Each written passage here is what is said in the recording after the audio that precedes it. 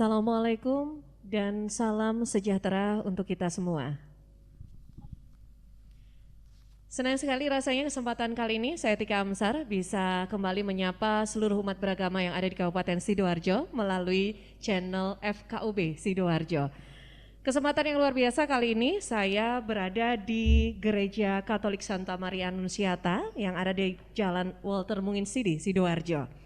Nah, saat ini kita kondisinya suasananya juga begitu cerah ya di Sidoarjo.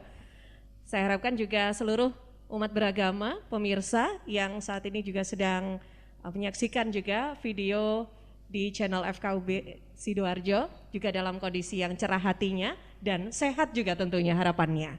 Nah, baiklah pemirsa, sore hari ini saya di Gereja Katolik Santa Maria Annunziata. Saat ini juga sudah bersama dengan narasumber kita yang nanti kita juga akan membahas suatu tema. Temanya apakah? Kalau kita sekarang melihat saat ini kita berada di bulan Agustus, sudah banyak bendera merah putih ya yang berkibar di mana-mana, bahkan di setiap rumah diwajibkan untuk memasang bendera merah putih. Ya, karena di bulan Agustus identik dengan kemerdekaan Republik Indonesia. Rasa cinta tanah air, rasa kebangsaan ini yang diharapkan semakin ditekankan dan harapannya jangan hanya berhenti di bulan Agustus saja gitu ya, tapi akan selalu ada di dalam hati kita, dalam setiap perilaku kita, baik dalam kehidupan sosial ataupun bernegara tentunya. Nah, kali ini nanti kita akan bahas tema yakni harmoni agama dan kebangsaan. Sudah siap bersama saya narasumber kita yang pertama, saya ingin perkenalkan dulu. Saya saat ini bersama dengan Kepala Paroki Gereja Katolik Santa Maria Annunziata Sidoarjo bersama dengan Romo Yosef Eko Budi Susilo. Selamat sore Romo. Selamat sore. Iya, mic-nya boleh dipakai Romo. Nah. Selamat sore. Ya, apa kabar Romo? Ya, baik. Dan Baik, ya. akan semakin baik. Bersyukur sekali. Iya, Romo Eko ini kalau saya boleh perkenalkan pemirsa dan juga seluruh yang hadir di tempat ini. Romo Eko ini tadi saya sempat berbincang sebentar begitu ya. Sudah lamakah di gereja, berada di Sidoarjo? Ternyata beliau baru 1 bulan begitu ya di sini ya. Ya, 1 bulan kurang lebih. Bagaimana ini pendapatnya tentang Sidoarjo, Romo? Oh, Sidoarjo itu masyarakatnya sangat dinamis. Dan umat Katoliknya juga sangat dinamis di sini. Di Sidoarjo ya. Sidoarjo, ya. Baik. Ya, dinamisnya seperti apa? Apakah ini dinamis yang positif atau negatif atau bagaimana? Oh, pasti positif. Ya, Positif ya. Oh, tapi seperti apa nanti kita akan bahas lebih lanjut ya Romo. Ya. Nah, yang luar biasa juga karena kita kesempatan kali ini nanti akan membahas tentang harmoni agama dan kebangsaan. Ternyata beliau juga pernah menulis buku gitu Romo ya. Oh nah, ya. ini dia, buku. ada bukunya juga di sini. Ini saya dulu menulis tahun 89, lalu dicetak tahun 2002. Ini Gereja dan Negara, hubungan Gereja Katolik Indonesia dengan negara Pancasila. Wah, keren. Boleh berikan applause dulu dong untuk Romo Eko. Wow. Tahun 1989 ya. Saya baru usia berapa ya? Mungkin sekitar 4 tahun ya itu kayaknya ya. Baru lahir. Baik. Nah, nanti juga kita kali ini nanti selain berbincang dengan Romo Eko, kita juga akan berbincang juga dengan narasumber kita, yakni Bapak Muhammad Idam Kholik selaku Sekretaris FKUB Sidoarjo yang beliau juga anggota dari mewakili juga umat Muslim atau umat Islam. Assalamualaikum, Gus Idam. Waalaikumsalam Mbak Tika. Selamat sore. Selamat sore Romo Eko. Selamat sore, Mbak. Salam sehat semua. Salam sehat. Ya, apa kabar? Alhamdulillah. Sekarang ini yang paling mahal itu memang kata sehat ya. Mudah-mudahan kita semua dikaruniai Tuhan yang Kuasa sehat semua ya. Iya, baik. Ini yang perlu digaris bawahi ya, Pak Idam ya. Baik. Nah, kali ini kita bahas tentang harmonisasi agama dan kebangsaan. Kalau kita di awal perbincangan ini, boleh kita membahas terlebih dahulu tentang hubungan antara agama dan kebangsaan. Ini mungkin kita perlu samakan dulu persepsi nih tentang hubungan agama dan kebangsaan. Pak Idam mungkin boleh diawali dulu nih. Ya, tema ini saya kira cocok saat ini karena kita sedang hendak menyambut kemeriahan sukacita ulang tahun negara kita yang ke-75 tahun tuh 2020 ini. Mudah-mudahan memang semangat Agustus ini juga menjadi semangat bagi seluruh bangsa Indonesia menatap ke depan. Semangat ini yang penting sekarang ini. Nah, terkait situasi hari ini memang nilai-nilai kebangsaan ini harus diperkuat kembali. Nah, agama dan kebangsaan kalau di dalam sejarah bangsa Indonesia ini bisa dirunut bahwa sejarah pembentukan kebangsaan Indonesia ini tidak terlepas dari nilai-nilai keagamaan, spiritualitas. Pertama, kalau kita lihat Mbak Tika, para pejuang pendiri kebangsaan ini, seluruhnya ini orang-orang, kalau dalam bahasa Islamnya ini orang alim, atau seluruhnya adalah orang-orang yang pemuka-pemuka agama, pemimpin-pemimpin rohani, baik itu ulama dari Islam, Katolik, Kristen, dan yang lainnya, yang Hindu, yang Buddha. Nah, dalam catatan sejarah, para pejuang itu semuanya bisa dipastikan dalam sejarah bangsa Indonesia ini adalah orang-orang yang memiliki tingkat keagamaan yang sangat baik, atau kalau dalam bahasa Islamnya orang-orang alim. Di Islam kita bisa punya banyak catatan, misalnya di Ponorogo itu ulama, orang alim, orang yang tekun beribadah dalam keyakinan Islam, dekat dengan Tuhan, tetapi keimanannya kemudian terpanggil untuk membangun bangsa ini. Artinya apa? Orang yang punya keimanan yang baik dalam sejarah bangsa Indonesia ini seperti di Ponorogo itu juga memiliki atau menanamkan sendi-sendi kebangsaan itu. Kalau misalnya kita ke barat jauh, Cut Nyak ini juga orang yang alim, orang yang ahli agama. Artinya apa? Sekali lagi, orang yang memiliki keimanan yang baik dalam kehidupan agama itu memberi sumbangsi pada pikiran dan konsep kebangsaan kita. Kalau kita ke timur, di Bali, atau kita ke timur lagi ada Patimura.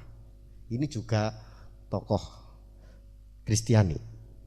Orang yang dalam ukuran iman Kristiani adalah orang yang alim.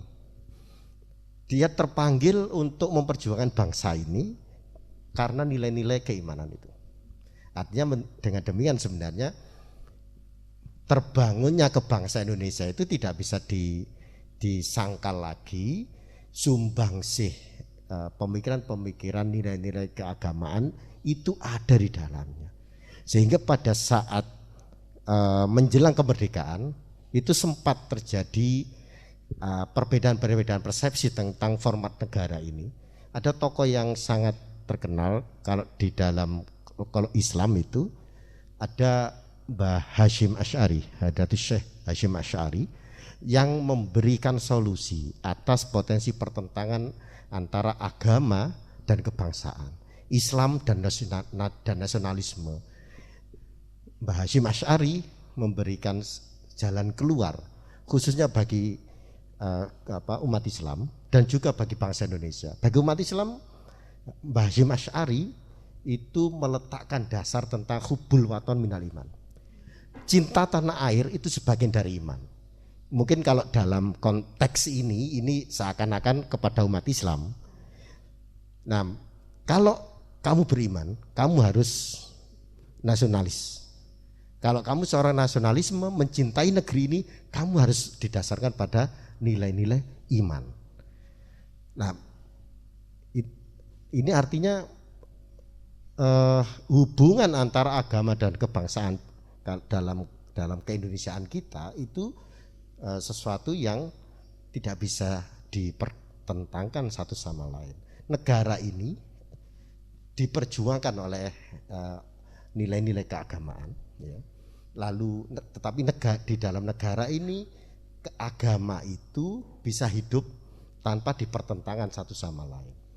Lalu pada saat BPUPKI hendak merumuskan dasar-dasar negara, ini tercatat dalam sejarah juga.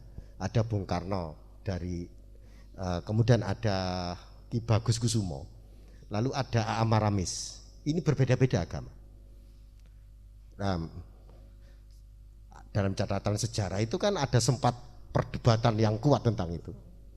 Lalu lahirlah konsep Pancasila itu, ketuhanan yang Maha Esa. Memang merumuskan ini juga bukan main-main, itu melibatkan berbagai macam sudut pandang dan referensi pemikiran. Juga bukan itu saja, tapi ada sejarah tercatat di situ. Itu utusan dari Bung Karno sowan ke Jombang, ke pondok pesantren Tebuireng. Di situ tinggal Mbah Hasyim Asy'ari. Utusan yang sedang datang ke Mbah Hasyim Asy'ari menyampaikan pesan dari Bung Karno terkait dasar negara tentang ketuhanan yang Maha Esa itu. Lalu yang ini menjadi sila pertama di Pancasila itu. Nah, ada catatan pentingnya ini. Mbah Hasyim Asy'ari di dalam memutuskan apakah sila pertama ketuhanan yang Maha Esa itu sudah sesuai atau tidak, Pancasila itu sudah sesuai atau tidak dengan sendi-sendi kebangsaan, termasuk juga dengan arah dari keagamaan khususnya Islam itu. Mbah Hasyim Asy'ari ini Romo, Mbah Hasyim Asy'ari itu puasa 3 hari, berzikir terus pada kalau dalam keyakinan saya seorang Muslim, Mbah Hasyim Asy'ari itu mendekatkan diri pada Allah Subhanahu wa taala, minta petunjuk berhari-hari itu untuk mendapatkan tanda-tanda apakah negara ini diridhoi oleh Allah Subhanahu wa taala itu dengan pendekatan kepada Tuhan Yang Maha Kuasa. Lalu sampai pada hari ketiga dengan berbagai macam pendekatan kepada Tuhan Yang Maha Kuasa itu, Mbah Hasyim Asy'ari berfatwa bahwa sudah tepat Pancasila itu dengan sila pertama ketuhanan yang Maha Esa sebagai dasar negara Indonesia. Artinya begini, kita tidak perlu lagi menyaksikan atau mempertentangkan negara Indonesia ini sesuai agama atau tidak, karena dibangun atas sendi-sendi keimanan oleh orang-orang yang kedekatannya kepada Tuhan itu tidak bisa disangsikan lagi, baik itu ulama Muslim, tokoh-tokoh agama Katolik, Kristen, semuanya orang-orang alim yang pemikiran agama, akhlaknya itu dekat dengan Tuhan. Oleh karena itu Indonesia memang bukan negara agama, tetapi seluruh masyarakat Indonesia adalah masyarakat yang beragama. Sudah tidak perlu diragukan lagi tentang tidak perlu dipertentangkan lagi. Tidak perlu dipertentangkan. Baik, nah ini kalau kita juga melihat dari perspektif umat Katolik sendiri nih Romo, memahami hubungan agama dan kebangsaan ini seperti apa nih? Ya, saya akan memberikan penjelasan gini. Biasanya masyarakat bangsa Indonesia ini melihat bahwa Katolik, Kristen, ya saya kan dari Katolik, itu agamanya wong Londo. Itu masih memandang agamanya orang barat. Itu sangat keliru. Itu keliru. Memang harus dibedakan. Memang dulu gereja ada, itu memang di Indonesia itu untuk melayani umat atau masyarakat orang-orang Belanda yang berada di sini. Tapi agama Katolik sendiri bukan agamanya orang Belanda. Karena banyak juga tokoh-tokoh Indonesia yang beragama Katolik dan menjadi pastor itu sangat nasionalis dan menjadi pahlawan nasional. Misalnya ya saya lihat itu seperti almarhum Monsinyur Sugio Pranoto ya. Yang di Semarang itu ya? Yang di Semarang itu ya. Semarang itu beliau juga saya kira kalau melihat sejarahnya itu beliau Monsinyur Sugio Pranoto ini juga sangat dekat dengan Bapak Insinyur Soekarno sebagai proklamator. Itu foto-fotonya ada kalau melihat sejarah dari kehidupan, dan dia sangat nasionalis. Dia orang pribumi, saya enggak mempertentangkan pribumi dan enggak, orang bangsa Indonesia yang sungguh beragama Katolik dan sungguh mau memperjuangkan untuk kemerdekaan Indonesia. Saya mau mengatakan bahwa sebenarnya semua masyarakat Indonesia, agamanya apapun, yang pertama harus menyadari bahwa bangsa Indonesia itu adalah majemuk. Ini harus disadari semua oleh masyarakat Indonesia, agama pun apa, sukunya apa, karena memang majemuk artinya banyak suku, ya, banyak agama, banyak ras dan lain sebagainya itu. Dan semuanya itu menjadi bangsa. Lalu kebudayaannya juga, kebudayaan itu sangat kaya, kebudayaan bangsa kita ini. Jadi kebudayaan bangsa kita itu sangat kaya. Ya, yang dari Ambon punya budaya sendiri, budaya-budaya tradisional itu begitu kaya sekali. Belum digali semuanya, dan ini sangat mengagumkan kalau misalnya orang-orang di luar dari bangsa kita itu menggali. Ya, ada, kalau saya beri contoh misalnya, gamelan. Nah, ini merupakan budaya yang adiluhung dari bangsa kita. Dan ini sekarang ini dipelajari oleh orang-orang Eropa, Amerika. Mereka mempelajari bagaimana bisa bahasa Jawanya bisa memainkan nabuh, ya, memainkan gamelan itu. Nah, ini mereka sangat senang sekali. Ada budaya wayang. Wayang ya memang kalau wayang itu pakaiannya biasanya ya begitu ya. Ini budaya. Jangan nanti wah wayang itu wah kena pornologi. Wah, udah pornologi enggak aja. Ya, jangan sampai kena seperti, ya memang seperti itu budayanya, itu budaya, dan itu memang ya kalau porno kan enggak porno kan tergantung dari pikiran kita ya Pak ya. Ya Gus ya, ya itu kan. Nah, jadi inilah kebangsaan. Tadi saya sepakat dengan Gus Idam tadi bahwa jangan dipertentangkan, karena sebenarnya kita itu saling mendukung antara agama dan negara ya, agama dan negara itu. Kalau di dalam dokumen, namanya dokumen di dalam Gereja Katolik, ada dokumen Konsili Vatikan kedua, itu namanya Gaudium et Spes, Pastoral Gereja Katolik di dalam negara modern. Itu artikel 76 itu antara artikel 75 itu antara negara dan agama itu melayani manusia yang satu dan sama. Misalnya saya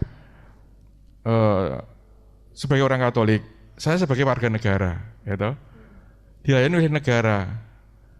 Kalau negara itu tujuannya apa didirikan negara? Tujuan didirikan negara adalah untuk kesejahteraan masyarakat. Sebenarnya negara itu didirikan supaya masyarakatnya itu sejahtera. Kalau orang sebenarnya nyalon jadi presiden, itu sebenarnya gubernur, bupati, wali kota itu dia nyalon untuk apa? Berjuang untuk supaya masyarakatnya sejahtera. Itu harusnya begitu. Nah, agama itu juga, saya sebagai warga agama Gereja Katolik misalnya ya, saya juga menjadi warga gereja Katolik tujuannya apa?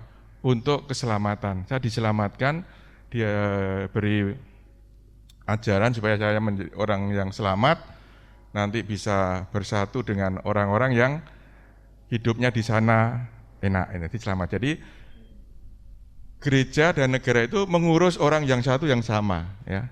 Saya sebagai warga negara mempunyai hak dan kewajiban yang sama dengan warga negara lain, tetapi saya sebagai warga gereja, misalnya gereja Katolik, itu juga mempunyai hak dan kewajiban yang sama dengan anggota gereja yang lain, begitu. Nah, ini dari sisi hubungan agama dan kebangsaannya begitu ya, dengan agama dan negara begitu. Nah, tapi menurut Romo Didi ini terkait Romo Eko ya, terkait dengan makna dari kemerdekaan Indonesia sendiri, menurut Romo Eko sendiri ini bagi umat beragama itu harusnya seperti apa sih Romo kalau melihatnya? Iya. Ini kan kemerdekaan ini kan sebuah perjuangan yang awalnya kan diperjuangkan ya. Dulu maksud saya kemerdekaan itu merdeka dari penjajah, karena dulu bangsa kita ini dijajah oleh Belanda itu 350 tahun, oleh Jepang 3,5 tahun. Ya. Lalu orang yang dijajah itu saya bisa merasakan meskipun saya sudah lahir di era merdeka ya, saya lahir tahun 61, sudah era merdeka. Tapi saya kalau melihat sejarah begitu masyarakat dalam penjajahan itu begitu menderita, sangat menderita, tertekan, mungkin juga untuk makan, ekonomi, bidang sosial ekonomi, kesejahteraan dan lain sebagainya itu sangat dibatasi, pendidikan juga sangat dibatasi karena zaman dulu pendidikan itu ya cuman orang-orang yang mempunyai uang yang bisa melanjutkan. Jadi dibodohkan terus orang yang belum merdeka waktu itu, yang dijajah. Nah, sekarang kita sudah merdeka. Bagaimana tadi pertanyaannya, bagaimana kita mengisi kemerdekaan ini ya? Saya kira ya kita harus mengisi kemerdekaan ini dengan memanfaatkan sebaik-baiknya. Seperti para pendiri bangsa dulu kita mau merdeka supaya masyarakat bangsa kita ini hidupnya sejahtera, ya, bersatu, membangun kerukunan. Sebenarnya membangun kerukunan itu kan nilai hakiki dari masyarakat Indonesia, gotong royong ya, gotong royong sekali ini juga merupakan nilai dari yang sebenarnya sudah ada di dalam kehidupan bangsa kita. Toleransi, ya toleransi sebenarnya sudah ada. Dulu itu kita itu nggak mau kalau kumpul gitu itu nggak pernah membicarakan agamamu apa, pokoknya dalam ART itu yo wis kumpul bareng, ada orang punya gawe di situ ya rokokan bareng, saling membantu itu ngopi. Ya ngopi bareng itu loh. Ini yang sangat harus diteruskan, membangun kerukunan, meneruskan toleransi dan lain sebagainya. Itu adalah nilai yang luhur yang sudah dimiliki oleh bangsa kita. Baik, ini versinya Romo Eko ya. Kalau Pak Idam sendiri seperti apa? Setujukah memaknai atau makna kemerdekaan ini Kemerdekaan Indonesia? ini intinya adalah peluang untuk menentukan nasib bangsa kita ini sendiri, bukan ditentukan oleh orang lain. Beda dengan orang yang terjajah, nasibnya itu ditentukan oleh orang lain. Kemerdekaan ini makna intinya bagi kita adalah peluang kita untuk menentukan. Nah, pertanyaannya kemana kita mau menentukan arah negeri ini? Tentunya kalau secara umum kita semua masyarakat ini kan ingin memperoleh kesejahteraan, kemajuan. Nah, disinilah pentingnya sebenarnya. Ukuran kemajuan setiap bangsa itu tentu tidak sama. Orang di belahan utara, misalnya di daerah-daerah Amerika, orang atau di daerah Asia Barat, Asia Timur, dengan Indonesia misalnya, atau dengan tetangganya yang terdekat, Indonesia dengan Thailand misalkan, atau setiap negara itu memiliki arah yang tentu tidak sama. Nah, dan arah inilah yang harus kita rumuskan itu. Merumuskan arah arah kemajuan bangsa itu harus didasarkan kepada nilai-nilai, ya, potensi budaya kita, ya, yang dirumuskan kita sendiri. Nah, sekarang kalau memaknai kemerdekaan Indonesia ini berdasarkan, ya, kita mau bawa kemana nih, ya harus kita gali dari nilai-nilai budaya sebagai modal kita mau maju atau tidak. Nah, ini yang penting. Artinya begini, mengisi kemerdekaan ini itu harus didasarkan kepada kehendak mandiri kita, tidak karena misalkan karena tekanan negara lain atau keinginan kita mencontoh negara lain, tapi harus didasarkan kepada menggali nilai-nilai kebangsaan kita sendiri. Apa itu nilai kebangsaan kita ini? Kalau kembali tadi dalam sejarah pembentukan masyarakat kita, negara Indonesia ini tidak dibangun oleh satu kelompok saja, satu suku saja. Suku Jawa, enggak. Tidak juga dibangun oleh satu suku Melayu, enggak. Suku Sunda, enggak. Ambon, enggak. Tapi seluruh suku-suku yang ada mulai dari Sumatera sampai Papua. Nah, ini juga tidak dibangun oleh satu golongan agama saja. Golongan Islam saja enggak. Oleh golongan Katolik saja enggak juga. Tapi oleh seluruh golongan-golongan agama. Artinya negara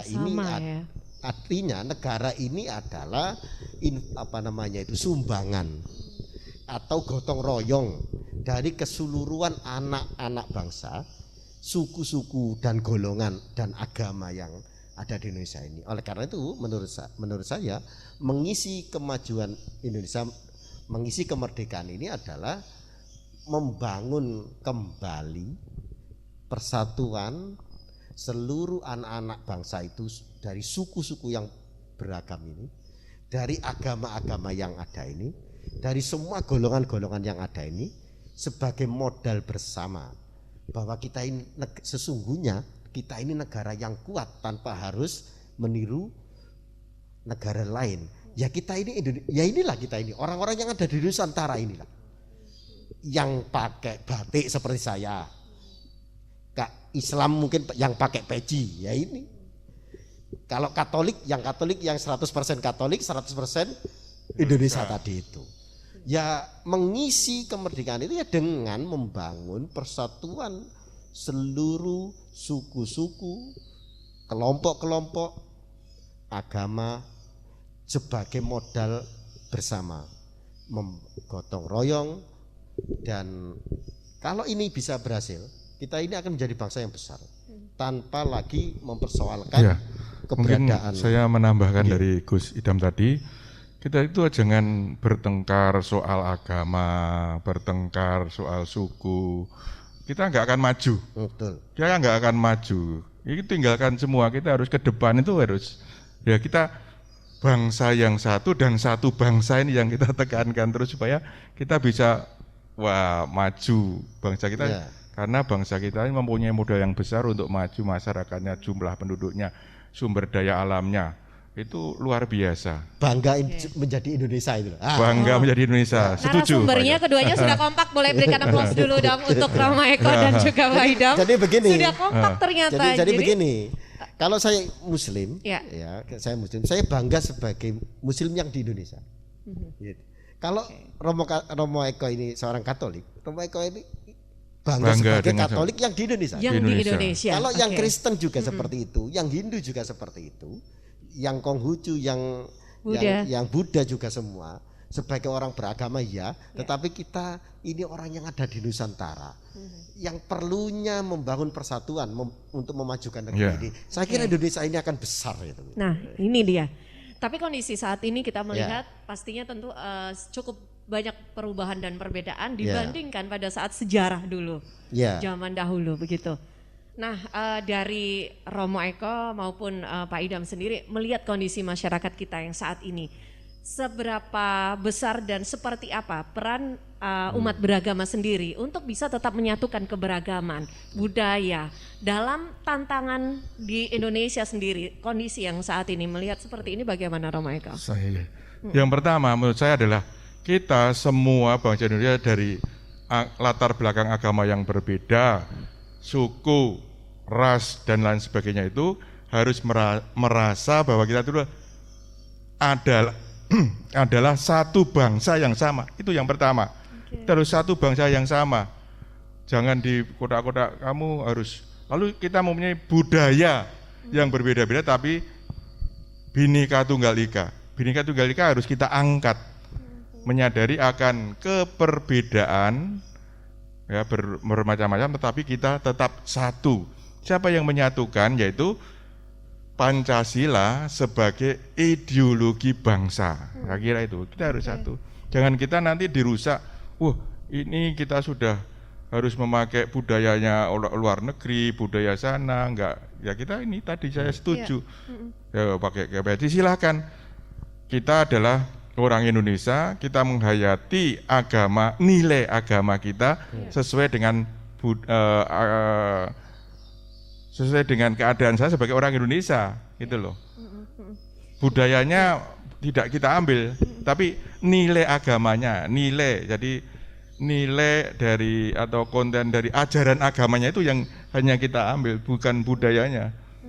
Jadi, tapi nilainya agama itu, lalu kita hidup karena kita hidup di negeri Indonesia sebagai bangsa Indonesia ya, nilai agamanya yang bukan budayanya semua yang kita ambil. Saya kira saya sepakat dengan Gus Idam tadi. Iya, Romo, tapi di selaku umat Katolik sendiri sudah termaktub atau sudah terlaksanakah dalam kegiatan-kegiatan umat Katolik sendiri untuk tetap menumbuhkan rasa Pancasila itu di dalam diri setiap umat beragama, terutama ini untuk umat Katolik sendiri, Romo? Ya memang kalau dilihat memang saya kira untuk nilai-nilai Pancasila itu kan sebenarnya kalau kita ya menurut saya kalau kita itu melaksanakan dan menghayati nilai-nilai Kristiani, nilai-nilai Injil itu sebenarnya juga menurut saya sudah melaksanakan juga nilai-nilai agama. Ada di sana ada ketuhanan, kita sudah bertuhan,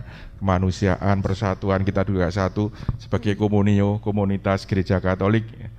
Lalu kita juga dalam pertemuan-pertemuan itu juga ada musyawarah, mufakat, lalu kita juga berusaha untuk melaksanakan keadilan sosial itu dengan adanya di paroki-paroki adanya seksi sosial, ada macam-macam. Jadi kita sebenarnya ya kalau kita menghayati dan melaksanakan nilai-nilai Kristiani, nilai-nilai Injil, kita sudah boleh dikatakan sudah melaksanakan nilai-nilai Pancasila. Iya. Ya, okay. Jadi tidak ada pertentangan antara agama dan nilai-nilai Pancasila. Luar biasa. Pak Idam, silakan. Kalau saya ini sedikit cerita, saya ini dari Nahdlatul Ulama. Tahun 1934 itu Mbak Wahab Hasbullah. Ya, Mbak Hasbullah itu menciptakan satu lagu yang sekarang terus menjadi lagunya orang-orang NU. Namanya lagu Subhanul Waton. Yang lagunya sekarang banyak dikenal, ya lal waton, ya lal waton, ya lal waton itu. Di situ ada kalimat begini. Di barit keberapa itu tahun 1934. Indonesia biladi sampai begini. Betul. Roma juga tahu loh ya. Begini. Tahu temannya orang-orang NU ini. Itu ini. Tahun 1934 itu sudah ada kalimat di syair itu Indonesia biladi, artinya Indonesia negeriku. Jadi kalau di kalangan kami sejak dulu ini tidak perlu dikhawatirkan, tidak perlu disangsikan.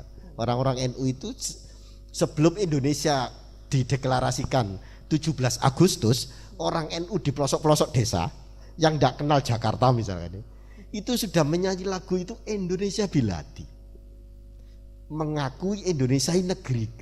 Padahal apa itu Indonesia baru apa namanya itu di Jajah 17 Agustus baru di 45. 1945. Orang Itu orang agama. NU itu 1934 sudah punya lagu Indonesia Biladi. Artinya di kalangan NU ini sekali lagi tidak ada pertentangan antara Islam dan kebangsaan, Islam dan keindonesiaan, karena Islam dan Indonesia itu sudah ada pada titik yang harmoni dipertemukan dalam istilah hubbul watan minal iman. Cinta tanah air itu bagian dari iman. Kalau kamu seorang Islam, kamu harus cinta tanah air. Kalau kamu orang yang cinta tanah air, yang nasionalis, kamu harus beragama, harus beriman. Nah, dalam perjalanan ke sini mungkin memang ini secara umum ini ada memang kehidupan keagamaan kita ini makin marak ya. Di mana-mana tempat ada kegiatan keagamaan itu melalui media-media, ceramah-ceramah ustadz macam-macam ini makin marak itu ya. Nah, alhamdulillah di satu sisi makin marak kegiatan keagamaan ini. Tetapi saya ada catatan penting bahwa di dalam suasana kehidupan keagamaan yang makin marak ini ada beberapa artikulasi keagamaan yang arahnya itu tidak sama dengan arah cita-cita kebangsaan itu. Orang yang mulai mempertentangkan antara satu agama dengan kebangsaan kita. NKRI ini tidak sesuai dengan ajaran agama tertentu gitu. Orang ini sebenarnya bisa menjadi titik ancaman, bisa menjadi titik ancaman. Tetapi sungguhnya ini tidak banyak ya jumlahnya ya. Tetapi bagaimana lalu yang mayoritas ini, kalau NU tadi misalkan itu, bahkan sebelum Indonesia NKRI itu dideklarasikan 17 Agustus itu, orang NU sudah harmonis antara agama dan kebangsaan. Jumlahnya juga banyak, tetapi penting seluruh umat beragama ini bersatu ya. Agenda ke depan kita dengan demikian sebenarnya adalah seluruh komponen umat beragama yang telah dibangun dari relung-relung perjuangan kebangsaan kita dalam imannya yang berbeda-beda ini, ada yang Katolik, yang Kristen, yang Hindu, yang Buddha, ada yang Islam, yang sama-sama memiliki misi yang sama, bahwa antara agama dan kebangsaan ini sudah harmoni di dalam NKRI ini yang butuh bersatu menghadapi orang-orang yang punya agenda yang mempertentangkan antara agama dan kebangsaan kita ini. Nah, sehingga misalnya gini, orang Islam ini butuh, misalnya ini kalau orang NU, orang Islam yang mengakui antara Islam dan kebangsaan ini dengan Indonesia ini tidak bertentangan. Ini harus banyak membangun silaturahmi, komunikasi, kerjasama ini dengan Katolik. Yang Katolik ini punya prinsip kaidah 100% Katolik, 100% Indonesia. Ini kan harus bersatu yang kelompok yang ini. Ini menurut saya adalah kekuatan yang harus dibangun untuk mengisi kemerdekaan kita tahun ini dan tahun-tahun ke depan agar Indonesia makin maju. Itu menurut saya. Kalau menurut saya, saya menambahkan sedikit ya. Saya kira yang kita satukan itu adalah semua warga masyarakat, warga bangsa ini harus bersatu untuk tetap terus memegang nilai-nilai Pancasila atau Pancasila sebagai ideologi bangsa ini harus dipertahankan. Kita perkuat negara kesatuan Republik Indonesia, kita sadari bahwa kita adalah Bhinneka Tunggal Ika dan kita tetap mendasarkan hidup kita dalam kehidupan bermasyarakat, berbangsa dan bernegara adalah Undang-Undang Dasar 45, Pancasila, NKRI. Saya kira itu yang bersatu untuk menepis kelompok-kelompok tadi, kelompok-kelompok yang disebut Gus Idam yang kecil tadi, potensi negatif tadi ya. Mungkin disebut kalau kecil sekarang ini, tapi kalau militan bahaya. Harus ini bersatu. NU semua ya harus bersatu, saya kira. Dan itu bagi umat beragama, Pancasila ini kehidupan keberagaman antar umat beragama ini termasuk menerima NKRI sebagai rumah bersama gitu. Sesungguhnya itu semacam perjanjian. Perjanjian di antara kita, antara umat Islam, umat Katolik, umat Kristen, Hindu, Buddha untuk menerima ini dan tidak merubah ini karena ini perjanjian para leluhur kita. Tinggal kita sebenarnya sekarang ini mengisinya, sudah tidak perlu kita utak-atik, tinggal kita menerjemahkan kebutuhan kita hari ini, mengisi rumah ini bersama-sama agar lebih baik isi rumah. Baik, ya. Setuju. Wow, luar biasa ini perbincangannya sudah pada kompak. Kalau begitu terakhir ini mungkin ada closing statement yang bisa disampaikan Romo Eko, silakan. Yes. Romo Eko aja. Romo Eko dulu ya? Oh nggak usah? Tuan rumah saja. Ya, yang pertama terima kasih pada Gus Idam dan juga FKUB di Kabupaten Sidoarjo ini. Kita sudah bersama-sama mempunyai komitmen untuk membangun, mengisi kemerdekaan bangsa kita dengan tetap mempertahankan ideologi Pancasila, NKRI, dan Undang-Undang Dasar 45 dan menyadari kebinekaan kita. Dan kami dari FKUB Gereja Katolik Gus Idam di sini mengucapkan selamat merayakan ulang tahun kemerdekaan Republik Indonesia yang ke-75. Merdeka. Merdeka. Merdeka. Oke. Ya. Luar biasa. Sekarang terakhir Gus Idam boleh disampaikan pesan-pesannya. Terima kasih Mbak Tika. Saya juga sampaikan terima kasih pada Romo Eko dan keluarga besar Gereja Katolik Santa Maria Antidata yang memberi kesempatan kita untuk acara talkshow kali ini.